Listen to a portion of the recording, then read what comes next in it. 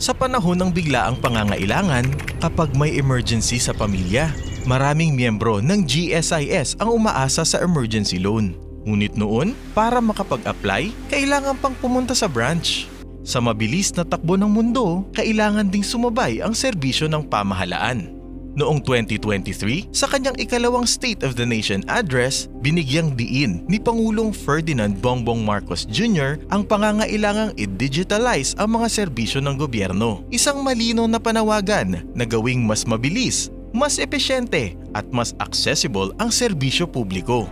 Bilang tugon, sa pamumuno ni GSIS President and General Manager Vic Veloso, isinulong ng GSIS ang digital transformation ng mga serbisyo nito. Sa pamamagitan ng GSIS Touch, maaaring mag-apply ng emergency loan at iba pang loan programs, mag-update ng contact information at i-check ang records direkta mula sa cellphone. Hindi na kailangang bumiyahe, hindi na kailangang pumila, at hindi na kailangang pabalik-balik sa branch. Serbisyong mas mabilis at mas maginhawa para sa bawat miyembro. Noong Mayo 2023, kinilala ni Pangulong Ferdinand Bongbong Marcos Jr. ang GSIS bilang isang ahensyang may 95% digital na serbisyo. Hence GSIS Touch mobile applications digitalization effort. 95% of the business of citizen is done digitally through the internet, including that of government. GSIS turns out leads the way. Congratulations for that. Ngayong 2026, ang GSIS Touch ay mayroon ng mahigit 2 milyong registered users at nasa 99.6% o halos ganap ng digital ang mga transaksyon nito.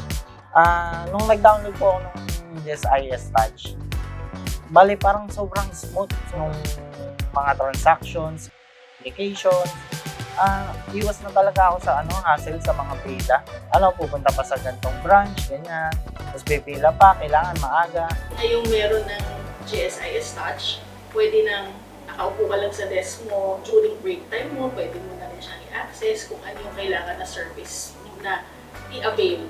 Doon na lang siya sa phone lahat. So malaking bagay talaga yung GSIS Touch kasi siya accessible, especially those from the far-flung areas. Dahil sa GSIS Touch app, talagang masasabi ko na may ginhawa ang buhay para sa lahat. Recommend ko sa mga members na gamitin yung GSIS Touch kasi aside sa super user-friendly siya, na hindi mo nga kailangan maghintay. Super satisfied ako. So, marirate ko ang GSIS Touch ng 10.